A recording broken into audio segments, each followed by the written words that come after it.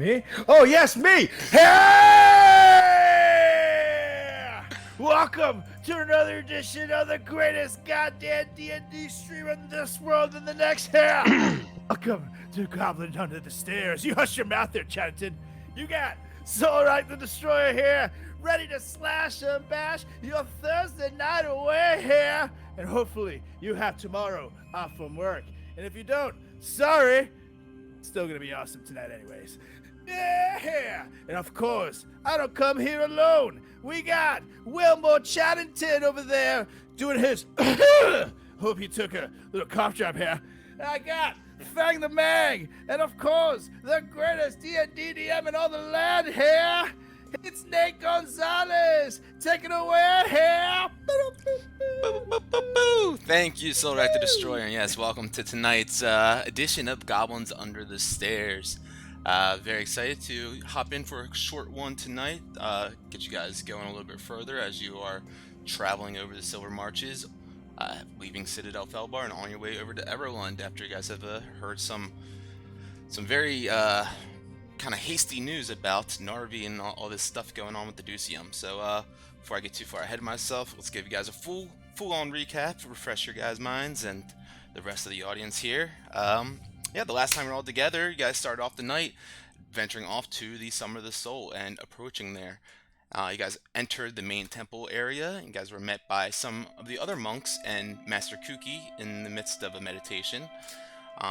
He was extremely happy to see Fang and brought you all aside to speak with you all for a moment and to catch up. And after reconnecting for a bit, you all spoke of the many trials and tribulations you all have gone through and the threats at hand.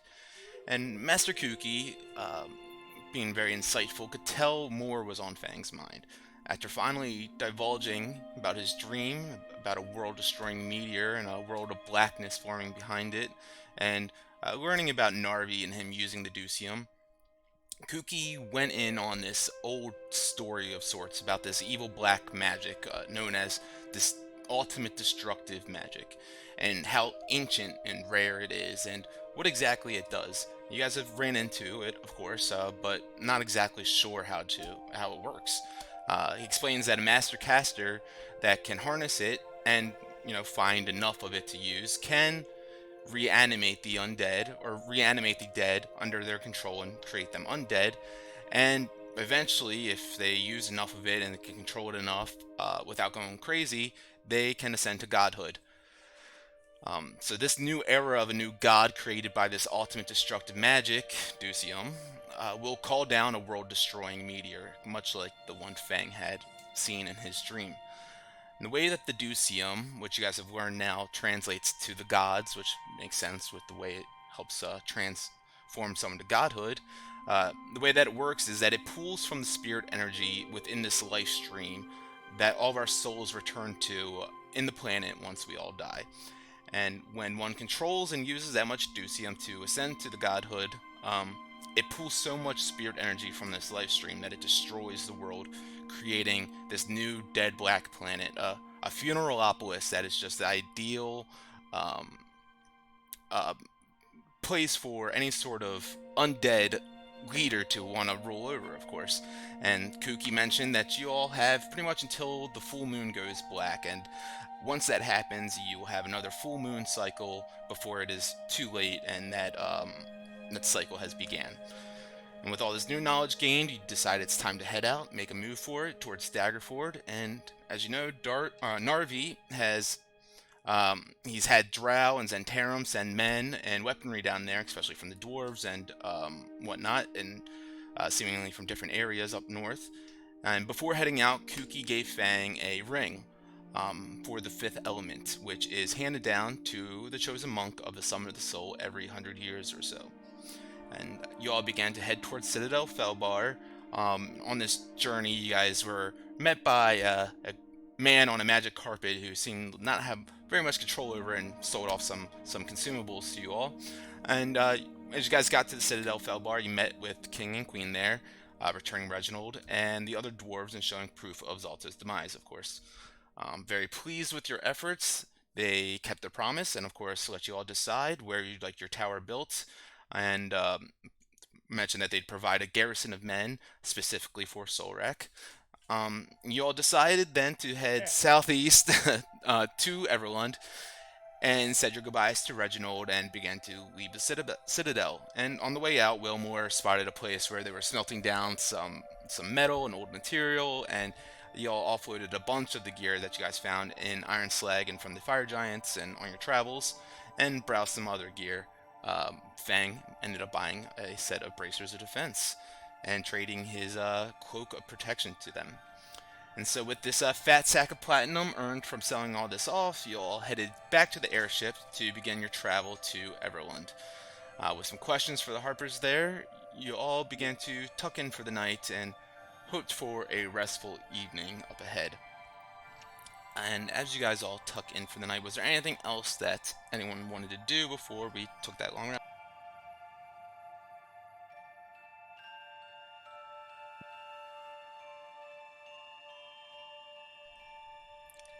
Eat. I think you guys probably ate a little bit. A long couple days. You know what I mean? Fed. Probably have a my ration. That's sort of like hungry boy here. Keep my protein up, brother. And that's it. Awesome. Actually, I'm going to. Now that I know that they're starting to gear up towards Daggerford, there's a lot of darkness in me right now. Yeah. At the same time, there's excitement. Weird way. It's fear. But I'm ready for this moment. Been waiting for this moment. Oh, Dozer! Woo! And, man. And honestly, if something happens to me and I die making this happen, shall it be, brother? I'm ready to go. I will not fail. Then I lay down in bed. I have dreams about slashing and bashing. Like a good little Sorlak. Wilmer, anything that you do before you call it a night? I'm looking through my inventory. I've got this gnome-sized leather armor with an electrum box in it. Mm-hmm. I'm gonna kind of run my compass across it, see if there's any magic in it. Yeah, you pull out your arcane compass to see if anything pings from that. Doesn't seem to ping any sort of magical aura or anything from it, but it is, gnomish made, and kind of, they're tinkerers, and they work well with all sorts of different types of material and making things that are ordinary, extraordinary. And this is just one example of it. It's got a little pouch in it that literally has this little music box that flips out of it. Kind of a cool little contraption, but nothing magical. Nothing cool, nothing fun, just a little toy. Okay. Yeah. Besides that, I just kind of try to go to bed, even though I'm extremely stressed about the world ending now. It'd be like that. Fang.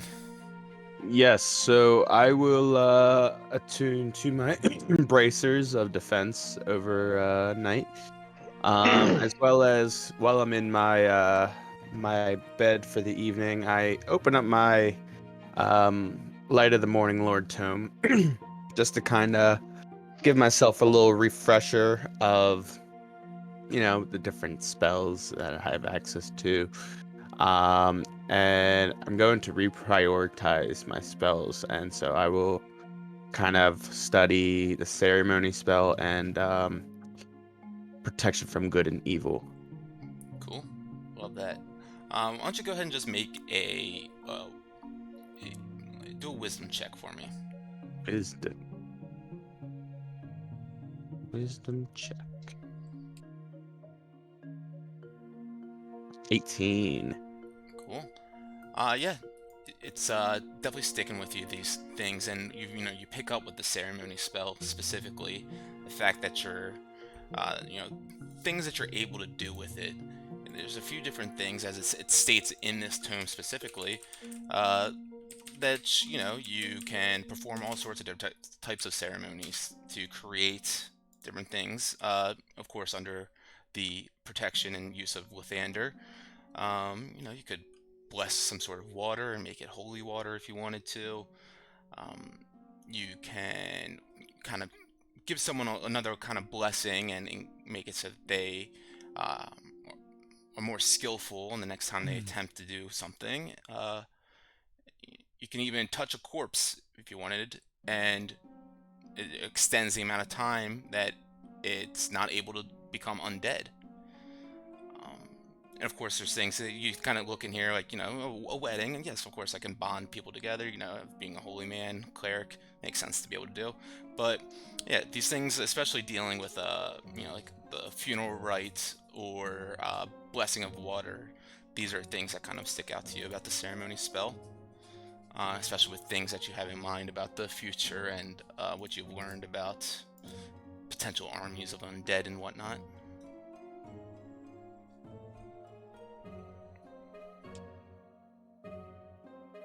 You. Cool. Anything else for anyone? Alright. Did that just enable for you guys to be able to see all the tokens? Yeah. Okay, cool. Yeah, I was just turning the light off because I feel like it doesn't really need it right now. Alright, so you guys find your little quarters to drift off into and perform a little bit of things before you go to sleep. And yeah, you guys all drift off peacefully, restfully into the night. Hey. Solrak, as the night goes on, you're kind of turning in your cot a little bit, not to be confused with cock, and you hear... I was like, excuse me?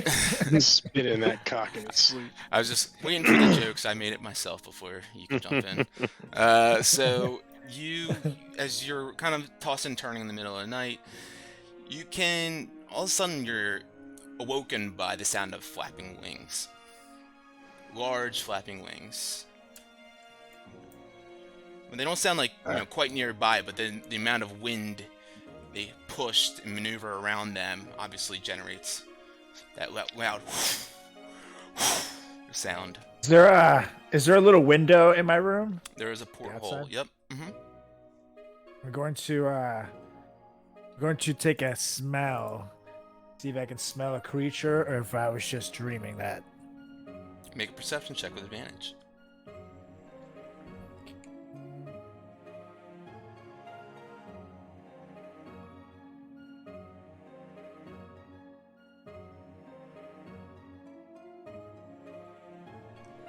That would be dramatic. 16. 16.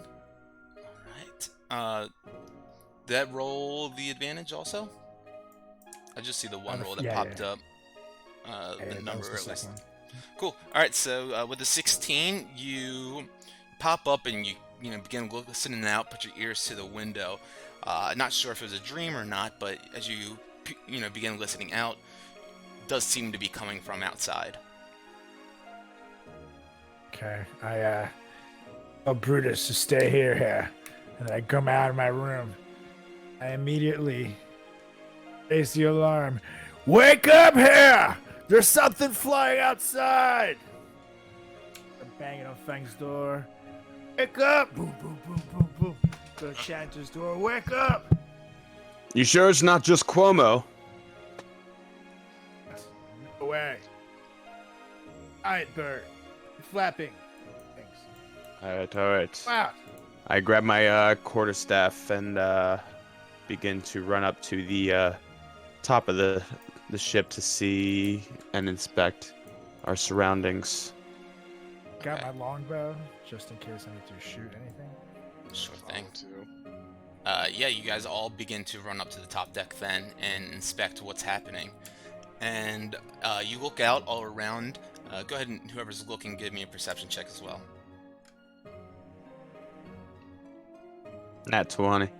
Nice. Fang, high alert, you see Cuomo immediately on the top deck, so you are quite sure that the flapping of the wings was not coming from him, especially because now you hear him coming from the southwest of you. Specifically, you turn your head. You know, it's the night time right now, so it's kind of hard to see much what's going on all around. But you're gazing out there, and with a natural 20 on 24, you see, first peering through the clouds, you see a cow. And then whoosh, through the clouds, behind the cow rather, you see a rock carrying that cow in its talon or in its beak. Oh no. I go, maybe we let him eat. Yes, I agree. Let's stay out of it. Way. I was never able to get more sleeping arrows. So Does it appear that the rock notices us or our ship at all? With a 24 perception, I will say that it seems to be on a path. It's flying very close to you guys, but it doesn't seem like it's coming directly at you. And that's the only thing that we see is the rock and the Correct. cow. Yep. Okay. It's still, a decent amount behind the ship right now, but you can see it flying closer and closer as you guys are also flying in the same direction, so it's catching up towards you guys. I mean, just no, I have my longbow ready just in case it comes at us, but I'm not gonna engage it in any way. I'm just gonna let it fly by. yeah. So the moment I see that it like potentially sees us and like starts coming towards us, I'll have a spell readied. I'd go over to the driver and say, can we kind of get out of his way over there? Yeah, I'll cut the wheel, sure. Do you want the other men to man the harpoons, the ballistas?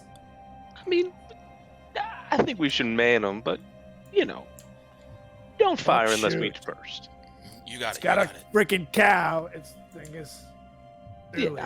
I think that rock's just hungry, my friend. But we should be prepared to defend ourselves.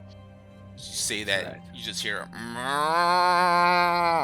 as they get closer and closer. You just hear this cow still alive in its beak, mooing loudly as it's flying closer. And yeah, Dell grabs the wheel and begins turning you guys, veering you to the right a little bit. The rock, as it gets closer and closer, you guys can feel the wind pushing aside. As it gets. After that, I would go and load the front ballista. Just kind of aim it. Okay. Yeah, you go ahead and load it up and aim it, which is, it's two actions, but that's fine. You guys aren't in a combat or anything.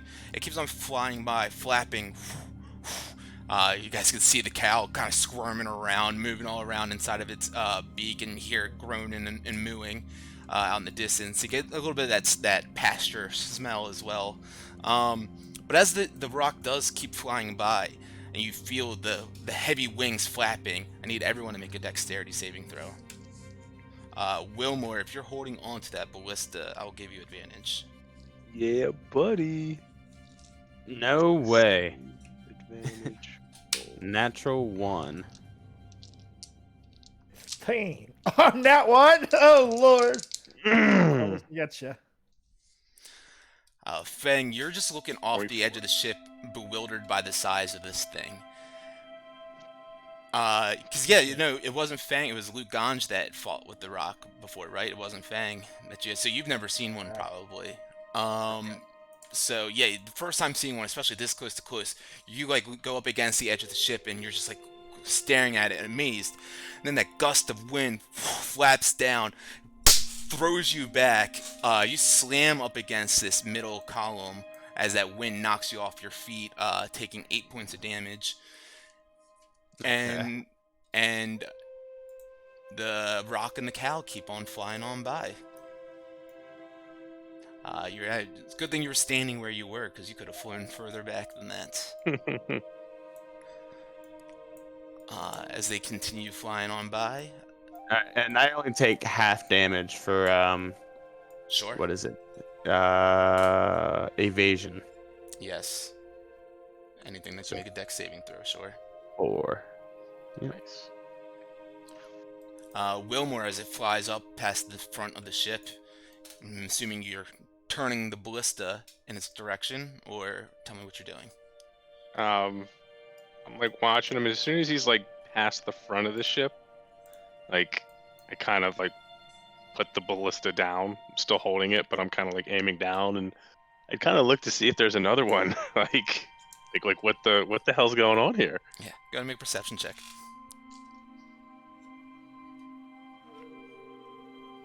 Regular perception.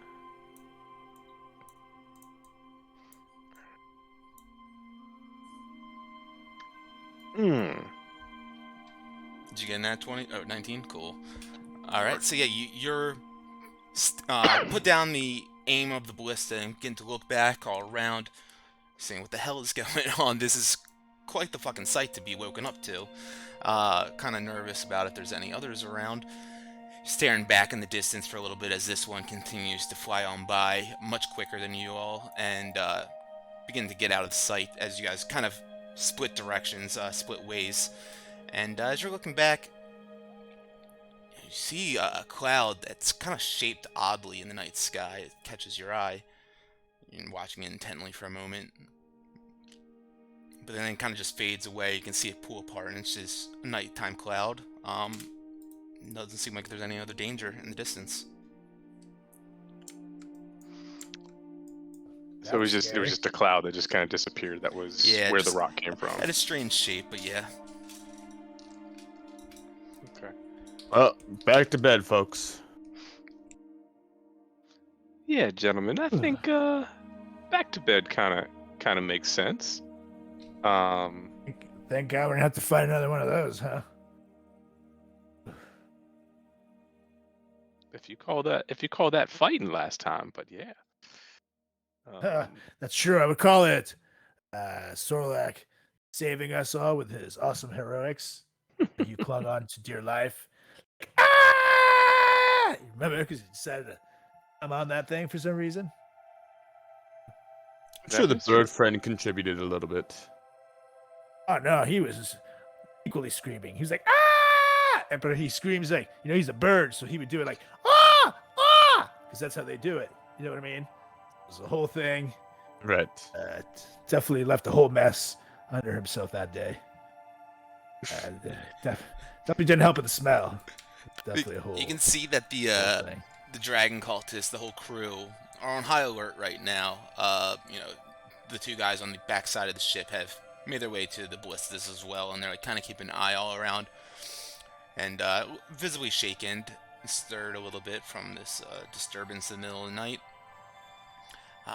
But Dell would look around and says, "You gentlemen, go on back down to your quarters. We'll make sure that if we witness or see anything else going on in the night sky here, we'll wake you up and let you know. But it seems like smooth sailing from here on out." All right, sounds good. That guy, not to stop too much. Went over to here, right freaking above me. What is he doing? Tap dancing? Come on. Oh. You can't hear him at all. I just want to fuck with him. Off to bed, gentlemen. You guys. Sanity would kind of stick up there too, though, and fly around, help keep an eye out. Cool. Guys, shaken and woken up. When I come back in my room, I see Brutus, and I say, it's just a bird. Don't worry. Brutus Just a stinky bird. He was like asleep as you walked in there. Wasn't very disturbed as everyone else was, and just you wake him up again, and then he just rolls back over and falls back asleep, as I'm assuming you all probably do, and find your little nooks to sleep in again. Try to get a full night's sleep, and yeah, the night goes on, becomes the daytime, and you guys can take that long rest as you guys all wake up bright and early in the morning. Woo! Did the brightness change on the screen for you all? Yeah. Awesome. Cool. That's sweet. all these Got upgrades. day-night cycle. That's right. AboveVTT, ladies and gentlemen. Sweet. Yeah. So all right, you guys all wake up in the middle or in the morning, feeling refreshed and rejuvenated after being rudely awakened in the middle of the night from this rock encounter, flying in the middle of the night sky, carrying a cow, possibly back to its nest for its children or such. And you guys all begin stirring around in the morning, knowing that you're quite close to Everlund. It wasn't too long of a travel, and you should be making it there in the next hour or so. All right. Right. So if there's nothing anyone needs to do, particularly in the morning, we can keep on our travels into Everlund then. Keep on traveling to Everland. All right. Well, I mean, I guess, guys, when we get to Everlund, should we have the airship meet us up in Waterdeep, or should we come back here and fly down with it? Again, I think time is of the essence, and if we took the portal from Everlund to Waterdeep, I think we could take care of what we need to by the time that the airship arrives, so that we can then head to Daggerford. I think that's a Plus, we can have more Sorlax in us. You know, by the time it takes them to get over there and there, you know. good. I mean, a day Would or like to two have some in bar time. Waterdeep does sound fun to me. You know, it is our last time. Oh, you guys, get pretty bloody where we're going. Yeah, I mean, Narvi, we could, scared. yeah, I mean, we could also, you know, we got Zeke that we can talk to, Durnan that we can talk to, gather intel. Maybe they help us out. You know, there's a lot that we could do, and some downtime as well. Maybe a little shopping. I think that's a plan. Rankin. Yeah, I suppose they wouldn't have problem getting the airship down to there. Let's go discuss with them. And I'd kind of go up to the main guy and kind of let him know.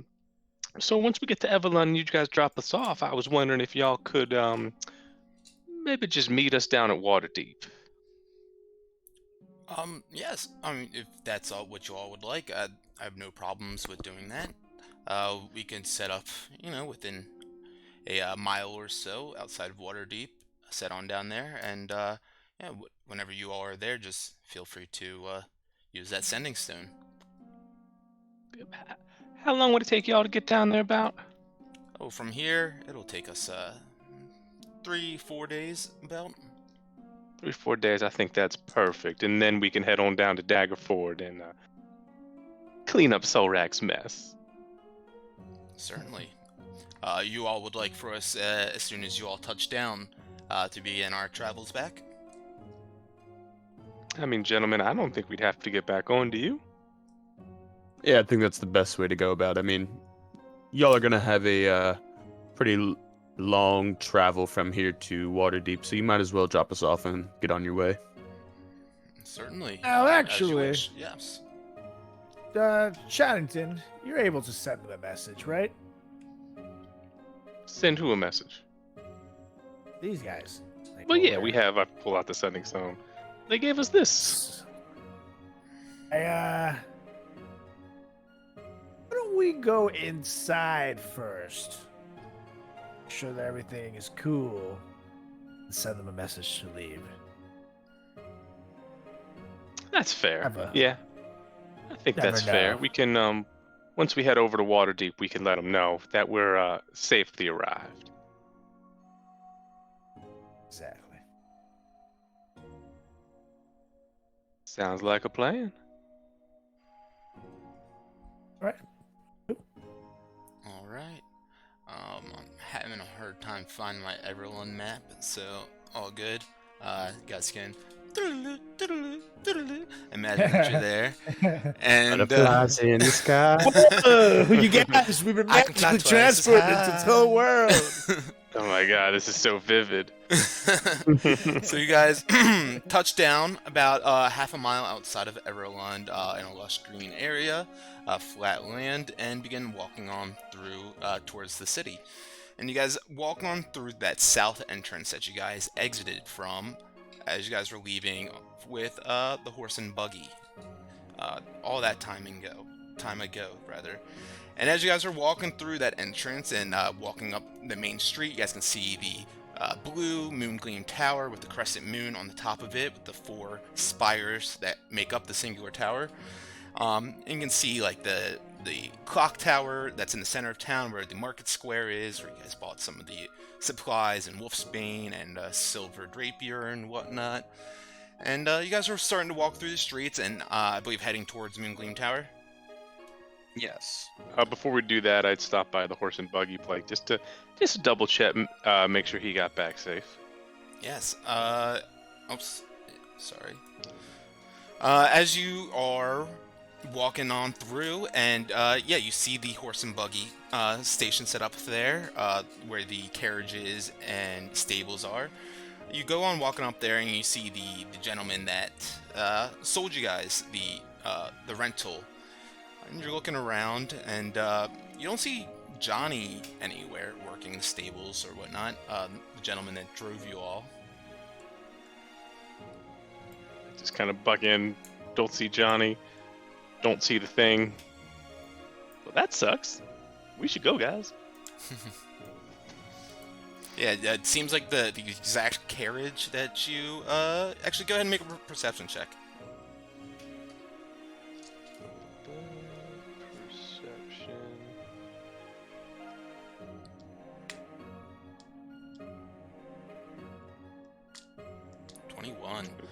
Yeah, you notice that, because you look in there, like you said, you're trying to make sure if he's there and safe or whatever. You don't notice him. You don't notice the exact carriage that you guys rode on, or the 2 horses being there at all. Just kind of look back at the guys and go, well, I'm glad we made it. Let's head out. As you're heading out, the gentleman recognizes you and catches up to you and says, oh, excuse me, you guys were the ones that went out with Johnny about 2 weeks ago or so, right? Heading up to Yeah, that Citadel name rings Felbar? a bell. That name rings a bell. Good old Johnny. Strange seeing you guys back here. He starts scratching his head. He hasn't made it back here. Have you guys seen or heard from him, or what happened? Well, I mean, he let us off over at Feldbar, but we actually caught another ride back, so we might have just got here a little bit before him. Oh, okay. I mean, he starts like counting on his fingers, seeing how many days it's been. I mean, he should have been back here at least 4 or 5 days by now. He sent no word after he dropped us off. Hey, you guys are missing another one of your friends too, aren't you? He looks around. Yes, but it was a willing decision. He stayed back with his people. Oh, That's the whole thing. okay. Well, if you guys hear anything from Johnny, you can tell him, looking for him. Love to see him again. We were having a good time over here. I was a little hard on him, I guess, but I didn't expect him to just vanish. When was the last time you spoke with him? When I sent them off with you all to go out on this trip. Not a soul has heard anything of him since. It's only been about 2 weeks or so. I mean, took you guys, I guess, a little bit longer than that, but yeah, he should have been back about 5 days ago or so, but no one's heard from him. We're at the gents. Something's definitely wrong. What if he was captured? He knew where we were going. Well, that would suck. But I'm sure he just. I mean, there are some dwarf ladies up there at Citadel Felbar, and I mean, I'd have stuck around myself if you know what I mean. So. Sorry, he looks at you. He's like, captured. Who do you think could have captured him? Look over again at the gents. Narvi. Why would Narvi want to capture Johnny? Find out his plan. Oh, Johnny had no plan. He's just I'll find out our plan. We can be taken out very easily. Johnny, he wasn't the brightest, tool in the whole barrel there, but I think that's the expression, right? Something like that. With the wettest whistles. He wasn't that smart, so if anyone captured him, they wouldn't get much from him. Yeah, I mean, all Johnny knew was that we were going to Felbar, so, I hope he's okay. I mean, who knows the different creatures that are on that trail? I mean, we encountered, a dragon, to say the least. I mean, like I said, who knows what's out there? 4 days by yourself. I mean, there has been this owlbear problem going on around here. That's true too. Are you guys saying that we should hope that he was just eaten by something? Okay. I mean, that's not the best case scenario, is it? We want him back here. I mean, it's kind of what you guys are hinting at over here. Like, what? All I'm saying, he's probably on his way, but we should probably be on our way too. And I just kind of like start nudging everybody to like. Hey, hopefully Johnny makes it back. He got the final payment from y'all, right? Yep. Yes, he did. Bastard. I hope he didn't just run off with it. He could have done that too. I mean, he was talking about, going and starting a horse and buggy business, but make a deception check. You beat it. I rolled a 4 on my insight. That's 20. Yeah. That bastard. Well, serves him right if he got caught by a monster out there. Yeah, I would just steal make my sure horses, that you don't my see, money. that you do let us know. Well, we'll definitely let you know if we see Johnny's buggies popping up around. I mean, he might have franchised already. That's what he wanted to call it too, Johnny's Buggies. And you gotta admit, it has a pretty cool name to it. Essay. That rat bastard.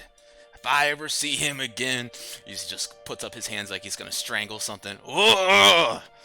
Relax. It's gonna cost you gas, sir. Please put those down. Everything costs me gas yes. these days. If we see him, we'll be the first to let you know. But I don't know. Maybe we're gonna be here for a little bit, so maybe send word to us if he happens to arrive. All right. Where can I find you? Oh, you look into the night sky and yell, "Badass!" Be there. Probably not gonna do that. I wouldn't. I might We'll come back through here before we leave here. All right, sounds good. Good luck. All right, my friend. Thank you. And if you guys would feel like tossing me a few gold pieces for lost horses and wages and whatnot, I wouldn't be. Whatever. You guys get on out of here. I'll see you later. I'm sorry I would, but I invested all my money in Johnny's Buggies because it really did sound like a really good business proposal. So I'm flat broke. But he throws up his hands again. Take care, and then away we go. Yep. You guys quickly dip on out of there and heading up the street to the library. To the library. All right, you guys push on in down the street a little bit, heading towards the tower, and you guys enter through the large singular door of the tower, right into the heart of the library. I had this AI image of the library made. I feel like it's been doing a good job with making some scenes for me. Oh, cool. I like that. Cool. So yeah, you guys enter back into that large tower circular library structure, multi-levels, and you see books everywhere, scribes, scholars, wizards, writing down in all sorts of scrolls and tomes and books, feathered quills flying by themselves, dipping in inkwells and writing on pages also. Crowin, the mage, dark-skinned man with long, white, frizzy hair and beard, wearing a blue robe and holding a wooden cane, pops up from his scribes and scrolls and looks over at you all and says, "Oh, the wrecking crew! It's great to see you all back here again. We were gathering some information to send you all a message sometime soon." Oh, well, I mean, we are here. No need to send a message. What have you found for us, my good friend? Oh, well, in particular, you all were the last time here, asking about an aboleth, and you mentioned the name Usith in particular. Mm-hmm. Yes, and we found the information last time about the scum lord who lives in Skullport. He's a aboleth that has all these other creatures under his mind control and lives off of their memories and whatnot. Well, it turns out that Scumlord and Usith are one and the same. Seems like it's the same guy, the same aboleth. Well, that is an assumption I never would have thought. Well, I mean, never would have realized it unless we, actually saw this written here. But this ancient text he's got all the wipes the dust off it and whatnot. It says that this Usith, he actually came here to Faerun many years ago. Of course, like predating anyone in history, with a meteor that crashed into the Sword Coast, somewhere near Waterdeep. A meteor, you say? Yes. And in the text, it stated that the meteor was suspected to carry some sort of ancient dark magic, along with the aboleth that rode it as a carriage in itself.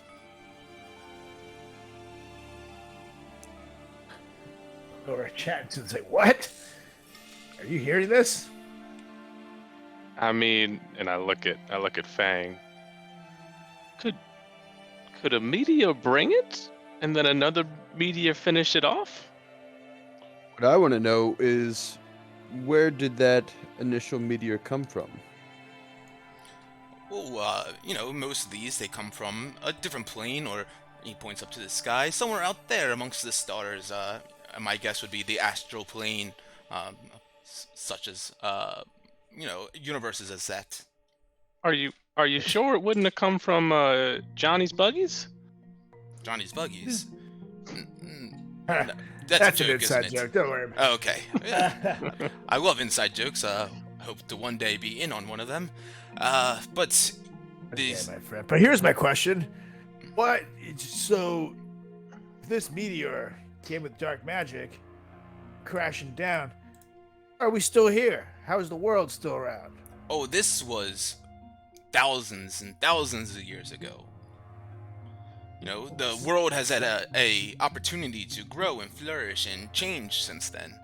There have been other magic and arcane beings and such things that have occurred since then that rejuvenated and brought back the life. Of course, there is the life stream, the well of souls that has helped replenish the energy of Earth as well, of the planets as well. You said the meteor crashed off the coast of the Sword Coast, yeah? Yes, it seems somewhere near Waterdeep. You don't happen to know the coordinates specifically of that meteor crash, do you? Unfortunately, that is not. This happened a long time ago. I don't think they have that information noted. Okay, And if you don't mind me asking, where did you obtain all this information at? We appreciate that you gathered it for us, but I'm curious as to... You all, when you came here, kind of rushed and asked some questions, and it took me a little bit of time to begin to dig through all these tomes and scrolls and everything, and actually read everything that you all were trying to wonder about. And of course, Yeah, I didn't said that we would respond back to you with some more information that we found. We're gathering that information, and you guys beat us to it by getting here before we could send that message. Excellent. Well, we Wasn't definitely there- appreciate it. Of course. Is there an area in Waterdeep, like monsters and things would come out of? That would be the Under Mountain, I believe. Possible that's where That makes sense asteroid hit. because isn't that where they or Narvi has been mining the Ducium?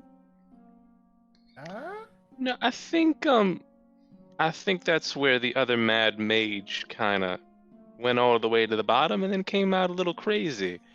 Rowie baby, I think if you could keep going down this path here with the meteor and you know, that kind of timeline, because y'all know that sometimes history repeats itself here, and I'm wondering if that meteor was carrying something else besides old Usi. Especially if Rowie, are you saying that the live stream of the Earth could have potentially fixed if that meteor caused any damage over thousands of years, of course? That is what I have gathered. Yes.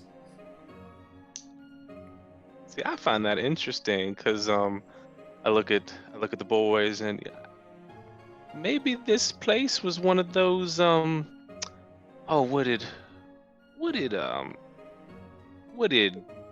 Cow call it? A funeral home, a funeral planet. What exactly did he call that thing? Do you remember? That the meteor and the Ducium would turn this place into. You just said that it would turn the whole place into darkness, from what I recall. Yeah, a dead planet, something like that. And I'm just thinking, if a meteor already hit here, how do we know all this didn't happen before? This could be round 2 Electric Boogaloo. That's what I'm saying. And somehow, somebody was able to bring us back, bring civilization back. There's clearly a way to combat this. So you guys are insinuating that perhaps we are living in a post-darkness, essentially? Yes. I think it Do what you happened once already, already maybe. happened. I don't necessarily agree with that. It almost sounds as if perhaps Usith came from the astral plane, bearing this this sort of magic, the Ducium. Well,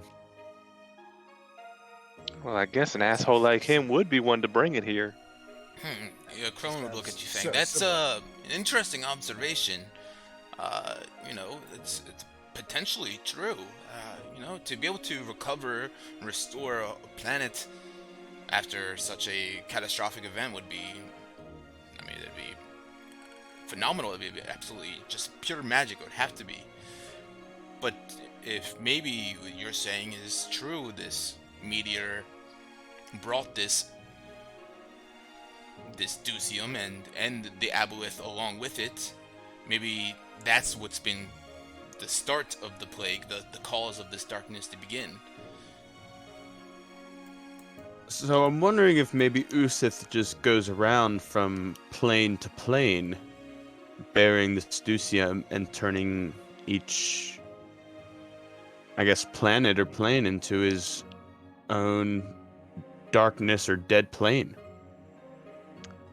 Interesting. Because why would he come, with this Ducium just to have Narvi mine it and turn this whole planet into a dark planet? It doesn't make sense to me. Look to yeah, you said he was known by 2 names before those. Is it possible that he's just back? Or I don't know. Never mind. Is that something? I think it makes sense that he brought it here, and now maybe he's finally found someone strong enough in Narvi to make it happen. if you will. That's kind of what I'm thinking. Yeah, Crone would stroke his I mean, beard he and think wants of that to- too. Which also makes me He must- wonder.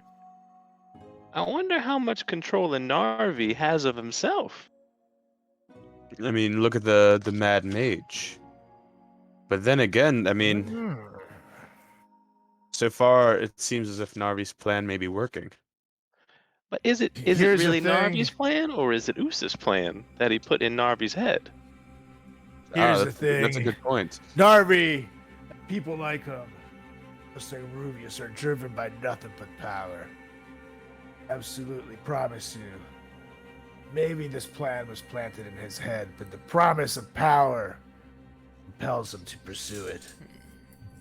Well, But that's a good point, to interject Chatterton. real quick, Solrak, you bring up a good point that he could potentially do that. I'm not saying that's the truth of the situation, but in our studies, we've learned that Aboleths, they have incredible psychic abilities, including being able to implant phantasmal images into the minds and actual visions of creatures, creating visions in front of them. And being able to telepathically connect with beings from afar. They can even create whole hallucinatory terrains and areas all around whoever they would like to, as long as, of course, it's within their power's reach. Have you all, with the experiences you've had with this Usith, experienced anything like that? Well, I'm Well, wondering he if brought that's dead what ones back he's. to life. But I'm wondering if maybe that's what he's done to your friend Luganj. Perhaps he's controlling Luganj and now He did it has- to us, you guys. He put phantasms in front of us. See, I think Right, That's, showed me- that's true. Showed me Maybe- Rubius. ma- Showed maybe you guys Narvi's people just too. a really strong puppet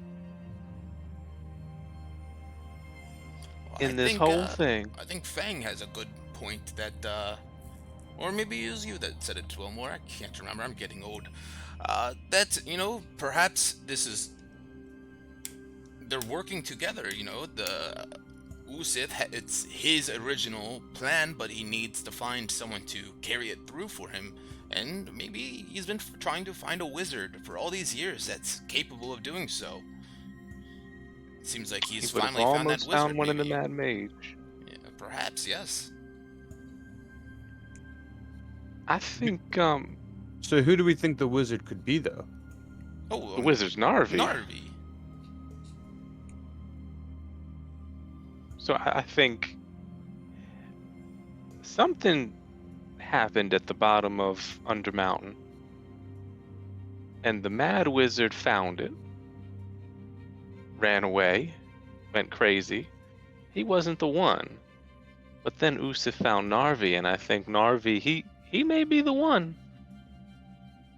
But I think there's two things we need to look into here, and Crowy, if you could maybe see if you find anything on a funeralopolis, or any more information on kind of what this plan, could be, or how we can fix it. But gentlemen, I do know one other person or two other people that have been to the bottom of Undermountain. Our good old bartender in Waterdeep, and I think he had another mage friend. Maybe And- they saw something down there. And talking about all this and putting the pieces to the puzzle together, kind of has me thinking about the whole, tranquil waters flow beneath splendor, but the astral sea shines the brightest and endlessly. That almost kind of has me thinking of if that is somehow involved in the plan, like of turning Favored into a dark planet. And that almost maybe makes sense as to, he came from the astral plane, bearing this Ducium and going from plane to plane with Ducium, turning it into a dark planet. But I'm wondering if maybe that's just another piece to the puzzle. I think there's something else to that saying that we're not quite thinking about yet. I do agree with you. Tranquil waters flow beneath splendor. See, I think maybe at the bottom of Undermountain. That's where all this started. I don't know.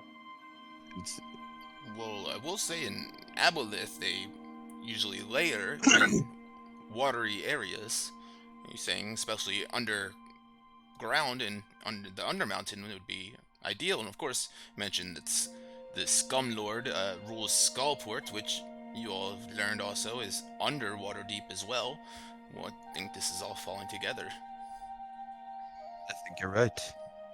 You don't happen to have like any sort of map on Skullport or ways to get from Waterdeep to Skullport? I mean, I know we can talk to our friend Durnan, but I figured since we are here.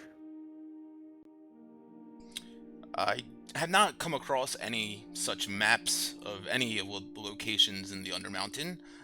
Very few and far between. I've ever gone down there and lived to tell the tale to be able to do so. Yeah, no, I'm sorry. Of course, if I come across anything that would be helpful in such a degree, I'll be sure to let you all know. I think that would be fantastic. I'm sorry, go ahead. Were I you don't saying don't want something? to change the subject on you. I mean, was there anything else? Because there were other things you all asked of us before you all left here previously. I think we can touch base on the other items, unless anybody else has any more questions on this piece. I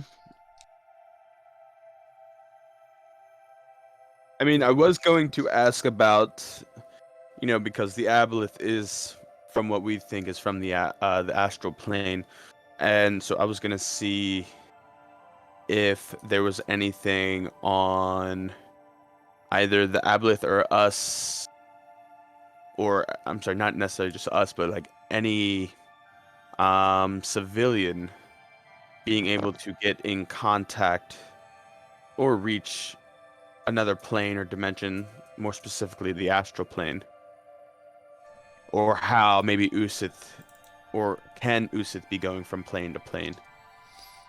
Well, traveling amongst different planes is something that few and far are able to do. There are, of course, some spellcasters that are able to accomplish such a task, but there are, of course, some wizards and mages in history's past that have gone through lengths to try to summon and bring about other monsters and monstrosities and beings from other planes and bring them here. Um, None in particular stand out in my mind, but there are recordings of such in the past.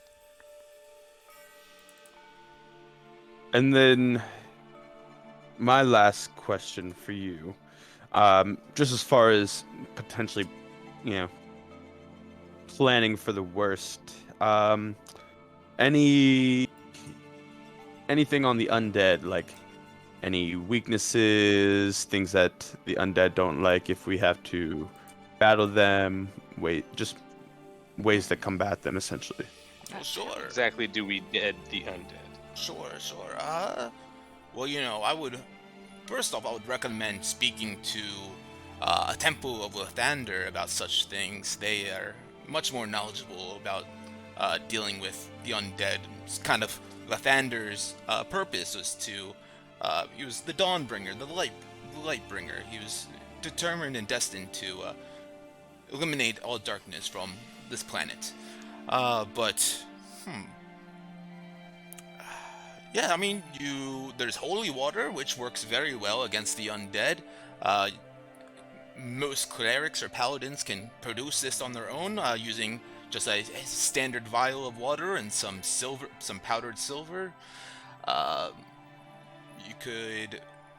There's also, certain spells and things. I think I mentioned before against the Aboleth, you could use a magic circle spell. Well, that would work against the undead as well. But I will say that the Temple of Lathander will be, he kind of gestures around to all the books and everything around him, much more helpful than even all the tomes and books that reside within here, with the wealth of knowledge and experience and such things. You talked about the holy water working with the undead. What exactly would holy water do to the undead? Oh, well, holy water it works fabulously against the undead. If you were to splash some on them, it will burn their flesh and their skin with radiant energy, kind of eroding their necroticness. And yeah, I believe you could maybe even, you're a cleric yourself, right? I see you're I am. That's why I'm inquiring. monastic clothing. Sure. Yes. If you made some yourself, that would be very valuable to use against undead. As I mentioned, it does take some silver powder and water to produce certain amounts, but yes. And then, go ahead. You know the 1,000 gold coins you owe me? I want it in holy water, buddy. Start brewing.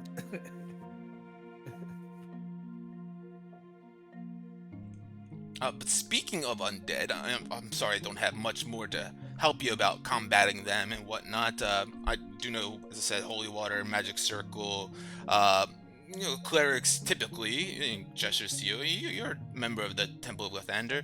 I'm sure that you have plenty of abilities up your sleeve that you could learn from them. But you all asked for us to possibly send some eyes down to Daggerford and check out what's going on over there as well. Yes. Yes. Well, Listening. unfortunate news, it is not the Daggerford that we remember from the past. It's barren and dark and dismal, black vines and vegetation growing everywhere and wilted away at the same time. There seems to be, from what one of our watchers spied upon and saw before he was chased out by a few orcs and undead, is that he saw a what he described as a dimensional gate, an elemental portal of sorts, in the grounds of Daggerford, with orcs and ogres surrounding it, and every now and then he would see chills go up my spine when I think about this, but undead creatures and wraiths and zombies and such crawling through this portal, being teleported to the grounds of Daggerford and spreading across the lands there. It's sad to hear about and to think about. It seems like they were all some sort of slaves. But What about the people? What about the people of Daggerford? there were very few people that remained in. From what he said, it sounded like the ones that did were in chains and slaves. And I get so mad that I just like smash like at the nearest book book stand near me. And it, hearing that, it definitely seems as if Rubius could be working with Narvi, hearing about all the undead there. Guys, we have I don't think got it's to an hurry. if. I think we need to get down there sooner rather than later. There was one more thing that he mentioned he saw. Again, I just can't get these visions out of my mind as he spoke them to me, but he saw this man, and he describes it as a man, but I don't think it really is one.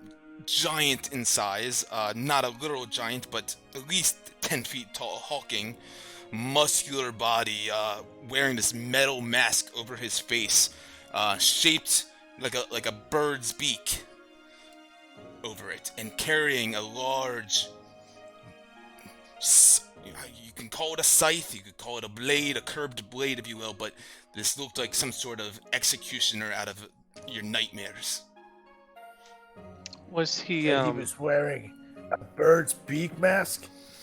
The way he described it sounded like it was a metal mask, kind of all welded together with a long beak going off the front of it and frayed kind of feathers off the top of it too. Okay, Did, so it was made of metal. Did he give you any information on if the was his whole body covered? Did he have armor everywhere, or could you maybe see some feathers under there? I believe, I don't think he saw any feathers per se. The body, the way he described it, was all cut up. Looked like maybe they were one that believed in punishing themselves, or maybe they've gone through all sorts of different types of battles, flatulations, or... They saw a body. They saw flesh, yes. Okay. Yes. That's a neat one.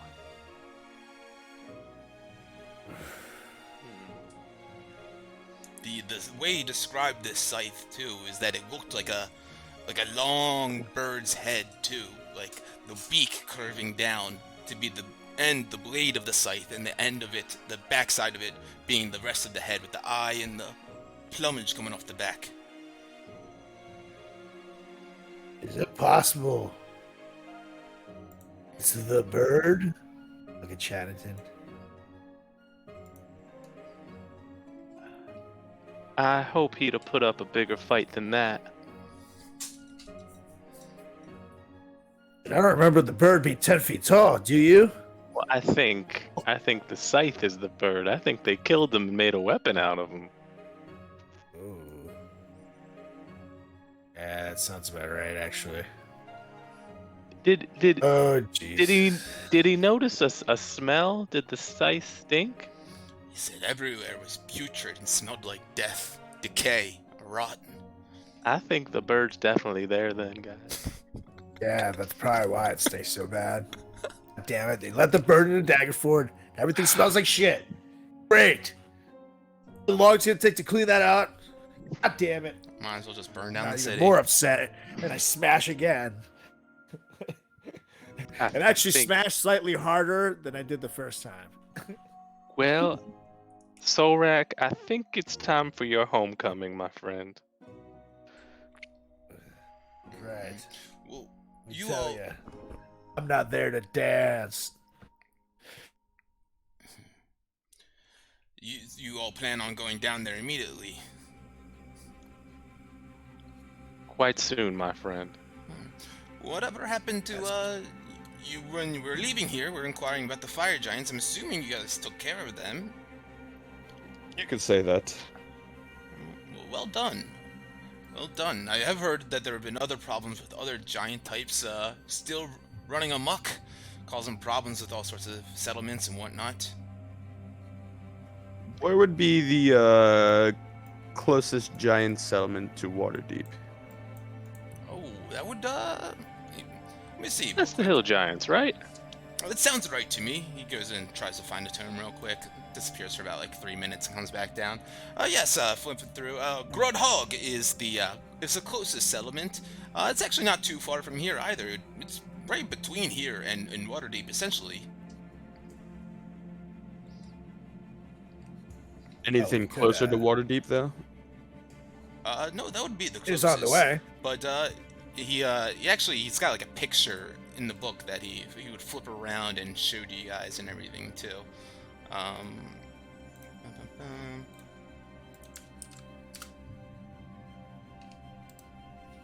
And he'd begin like describing it and everything that he would see. He's like, yeah, well, it says in here that Grudhog, it's built on a branch of the Desarian River, as mentioned, south of here, leads to Waterdeep. In the hills northeast of Golden Fields, it's the den of Chief Gaw and her hill giant brood. In giant, Grudhog literally translates to river mound, and as you can see here in this picture, it somewhat resembles a large beaver dam or den in structure, as it kind of straddles this river. And if do you guys know much about the hill giants in general? Not very Just that strong. their leader is quite fat. She is. You could say that.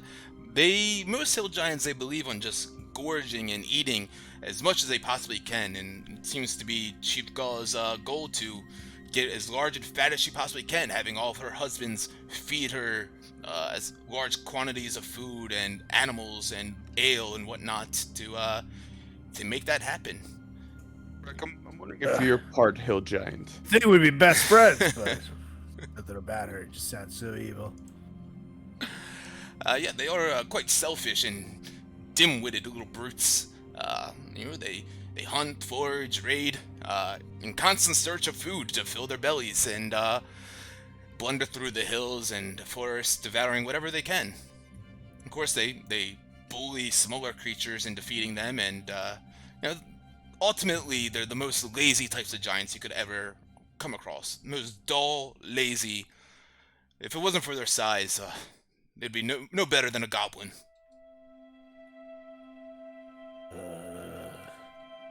Hate them already.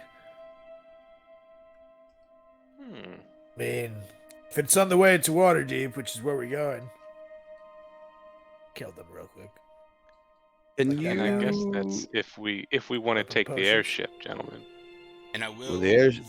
quick remind you guys, because no one responded in the Discord. No, I didn't see that. I said this the other day. If you all want to know what Cloud Spoon is per giant lord or type taken care of, I will let you guys know if you guys want to know. What would it be for the hill giants? It would be the same for every giant type. Do you want to know? Both of you guys? Because Luke actually already knows. I told him by an accident when I was drunk somehow. Yeah. He knows all the answers. You guys, What is it? you guys would gain a level.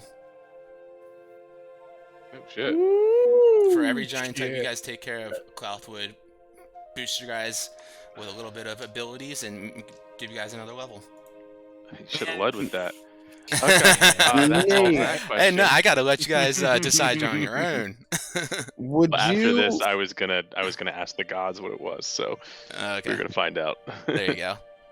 Worth it. Let's Are do you it. able to put up a map of Faerun, or if you could just tell me like what is Waterdeep the closest harbor teleportation? You guys are at the network? closest one right now. No, you no, guys- but I'm saying to the hill giant settlement.